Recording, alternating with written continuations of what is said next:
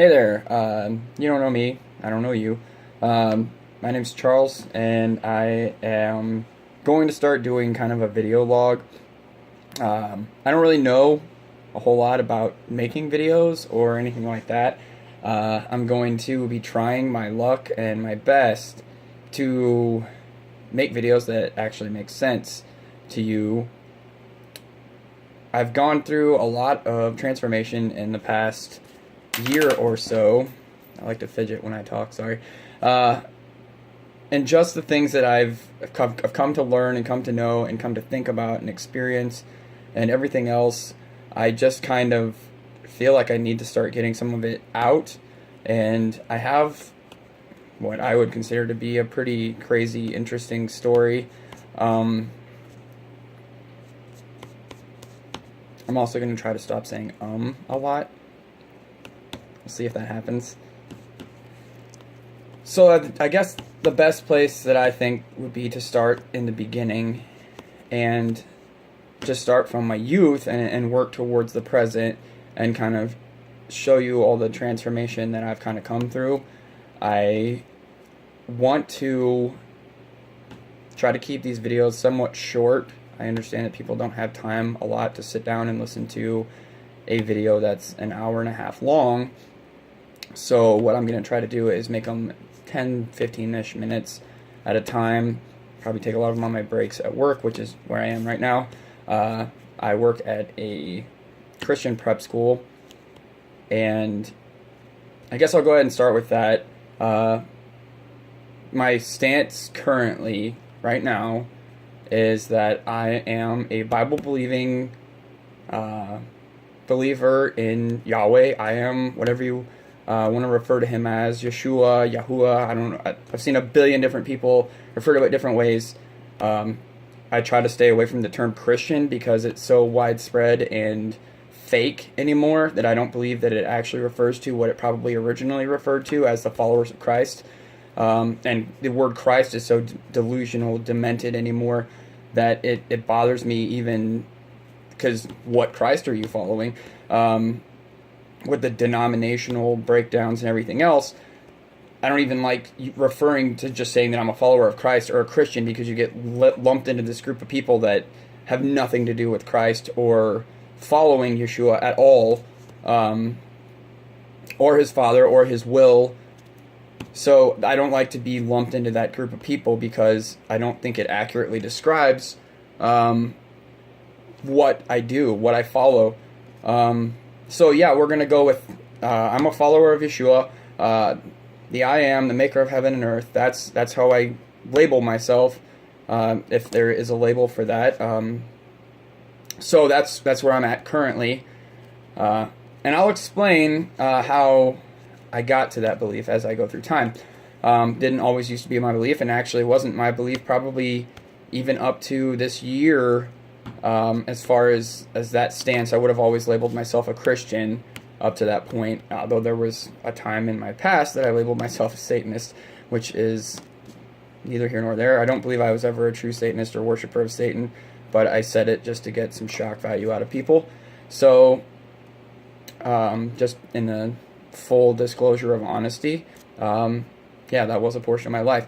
So, starting back at the very beginning, I was born in England. My dad was in the Air Force for 36 years, I think, before he retired, somewhere in that realm of service. He was active for a while and then went in inactive reserves, civil service. So we moved around a lot as a child. So I was born in England. We moved around all over the place. Earliest memories I have are of a park across the street where I did learned potty training as I mimicked a cat and pooped in a sandbox one time. So that was fun. Some of my earliest memories with that. I remember our dog over there. Very briefly, a golden retriever we had named Lady. And this is all under the age of 3, mind you. And not that I'm going to toot my own horn, but I have a very lengthy memory. I can remember things that I shouldn't be able to remember. Yeah. When I was born, I had a cleft palate surgery, so I didn't have the roof of my mouth. I couldn't eat. I was very malnourished, very sick all the time. Had surgeries before I was a year old, which I believe leads me to the fact that I have an extremely high pain tolerance, and normal illness and things like that don't bother me. I don't like medicine, things of that nature. But really, I would say that my earliest real memories are when we, excuse me, I'm a little sick right now, but actually getting over being sick right now, so I've had this influenza thing that's going around, and it's just kind of draining me. So we moved to Texas when I was, I think, 3 or 4. We flew back to the States. My dad was stationed at Carswell Air Force Base there in Fort Worth, Texas, and we lived in a little town named Azle for a really long time, and that is where I remember we went to a little church in Azle called New Covenant Church, and I still remember the name of the pastor, even at 4 or 5 years age of old. His name is Lek Heflin, and I still remember things from that part of my life. I remember that's where I developed my sense of entrepreneurship. I would try to sell things to make money. I would have garage sales and lemonade stands, and I mean, I had this little book of like a million ways to make money as a kid, and I remember that I wanted to go through all of those and use them to make money. I don't even know what I wanted money for at that, probably Legos or something. I loved Legos when I was a child. I was like building things, so excuse me. So that's where my fascination with building things probably started, was down there. We used to build tree forts. We had a huge backyard. Got interested in nature there. I remember we used to have black widow spiders and garden snakes, and we had chickens there, and it was our job to take care of the chickens. I remember some of the darker aspects of my childhood then, in the fact that my dad had a temper a lot. We did home Bible studies and things of that nature, and people would come over, and I would sit and listen to the older men talk about Jesus and his just salvation and everything else, and I don't really think I had a good grasp on it then. It didn't really make any sense to me, but it was always fascinating. Grew up learning about Noah and Adam and Eve, and we were homeschooled most of my childhood. Clear up until adolescence, I was homeschooled, and we were taught Christian curriculum, and my parents didn't want us in the school system, which, being a parent now, I completely and totally understand, because it's just diluted, and it's just the government teaching you what they want you to know and lying to you. Really big into that. But we'll get more into that later on in my life. One of the most prominent memories I think I have from that period of my life was I had a good friend whose name was Caleb, and I was an annoying kid. Let's just go out at that. I was not socialized. I was very opinionated and loud, and I remember we used to play games out after the church. Us kids did, while the adults were studying scripture and things of that nature. And I remember he told me one time that I was annoying and that I talked too much. And maybe if I would just be quiet more often, more people would like me. And I remember it hurt my feelings a lot back then.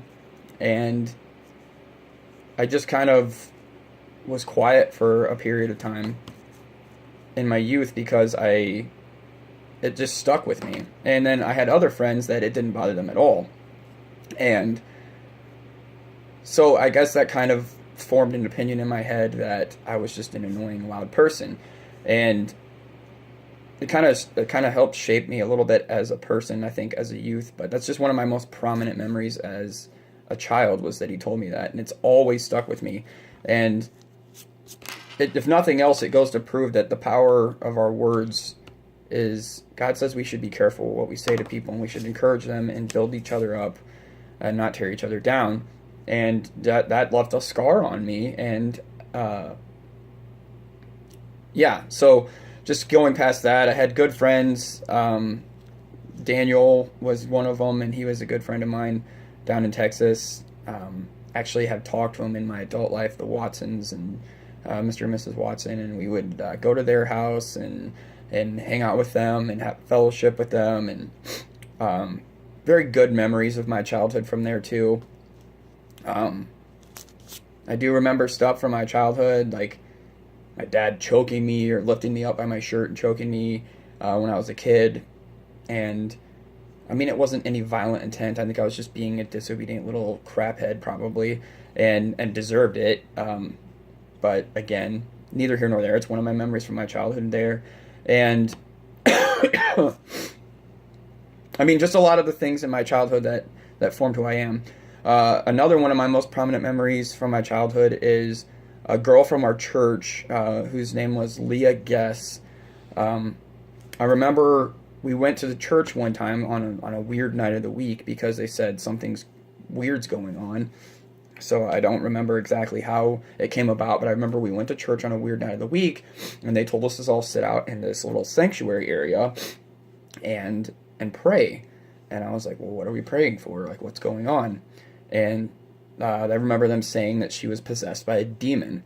And I was like, what? What's a demon? You know, what is this? And then I remember from the other room, you could hear them talking, presumably to her, and this gravelly demonic voice was answering them back to get away from them and all this other stuff. And I was just, I didn't know anything about it at the time, and I was just like, wow, that's crazy. So I didn't have any idea. And I mean, after hours and hours of being there and praying and everything else, I mean, they guess they finally rebuked the demon and drove it away. But one of the earliest spiritual experiences I think that I ever came in contact with, and I think that kind of solidified in my mind that these things are real, like that they're not a game, they're not a joke, they're not something that's made up to scare us. Like this is they have an element of reality to them. And I always remember as a kid having very vivid dreams and very vivid premonitions of future events, and none of them made any sense to me until later on in my life. And from there in Azle, my dad got promoted, and we moved to a place called Shreveport, Louisiana, Barksdale Air Force Base, and we lived there. And that was probably when I was 8 or 9. And a little bit more history about me. I come from a family of 8 full-blooded children. I'm the second oldest of 8 children. I have an older sister. Excuse me. Take a drink of water here. Excuse me. So I'm the second oldest of 8 children.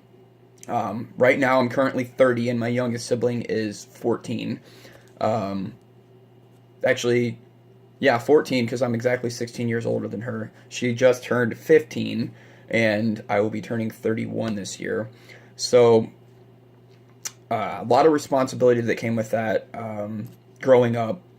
So obviously all 8 of them weren't born at this point. There was only a few of us born. And I remember we moved to Shreveport, and there we lived in Shreveport for a while, and we lived in this small house on a cul-de-sac, and we went to this what I would describe as just a kind of a mega church. And I remember this was during the Clinton election. I remember the Clinton election. And my parents, I don't know, there was a lot of, my dad got into the rat race, so to speak, at that point in Shreveport. And I remember learning, we had a neighbor who was public school that we hung out with occasionally. And I remember learning, they were being taught about sex in school, and I remember learning about sex, and it was just utterly bizarre to me at that point in my life, and I was just obsessed with it. I was like, what is this? And then, of course, you know, the parents got around, and they're like, sex is you, sex is me, we're all sexes, male, female sexes, you know, and I'm like, no, the other type of sex, that's what I want to know about. So, like, mating of animals and all this other stuff, so I got interested in that stuff, and, like, you know, how are babies made? You know, that's what, you know, I remember that was a prominent thing in my life at that point. So that was a big deal. I remember my sister had a crush on the guy down the street or whatever, nothing important. But But at that point in my life, we were still homeschooled. We still had a lot of Bible influence in our lives. I remember going to first VBS in Shreveport. And then we moved from Shreveport because my parents didn't like living in the city. They thought it was bad. So from Shreveport, we moved out to the country. We moved out onto like this little place called Plain Dealing. And we lived in this like huge hunting lodge type place out on this land. And the guy that rented it out to us had a huge amount of pine forest, and we had a lake, and I got to go fishing in all the time, and tadpoles and fish, and learn how to hunt squirrels and all this other stuff. So I got interested in BB guns and fishing poles and everything else at that point in my life, and really got interested in the outdoors and wanted to go out to camp and stay away from the house and have my own fish pond and build things. And I remember that was all very prominent at that point in my life. And from there we moved to a place called, what was that little town? Wascom. So we moved to Wascom, Texas. From there we had a trailer that we put on a bunch of land, and we had this huge land that we had in this old abandoned house that was behind us. And I always had eerie feelings from that house, and I didn't like it, and it was just creepy, and just had a really ominous feeling about that house, and never really wanted anything to do with it until I found out there were lizards in it. And then during the daytime I would be all over that place trying to catch lizards and build cages to keep my lizards and snakes in and everything else. And I remember my parents had pretty big problems in Wascom. My dad had issues that drove between him and my mom. And again, he's trying to work 2 or 3 jobs to provide for his family and things of that nature. So he's gone all the time, and my mom's there with us all the time.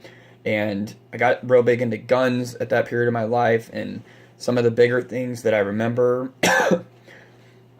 from that period of my life were that basically I began to distrust people a lot at that point in my life. We'd moved around so much at that point and jumped churches so many times that every friend that I'd ever been close to in my life basically got left behind. I never got to have friends for more than 2 years, 3 years, whatever. And basically I just learned to push people away. So when people wanted to be my friend, I was like, no, which got me a reputation as being kind of a jerk. So I didn't want to be friends with anyone. I was happy with just being with my brothers and sisters, and I just kind of pushed people away. And that's where I'm going to stop for right now.